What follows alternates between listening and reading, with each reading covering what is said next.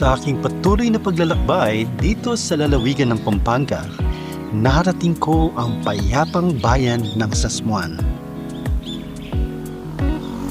Ang Sasmuan ay isang bayang napapalibutan ng kalikasan na nagpapakita ng simpleng pamumuhay at tunay na kapayapaan. Ang hangin ay presko, ang tubig at latian ay buhay, at ang lahat ay kalmado at tahimik.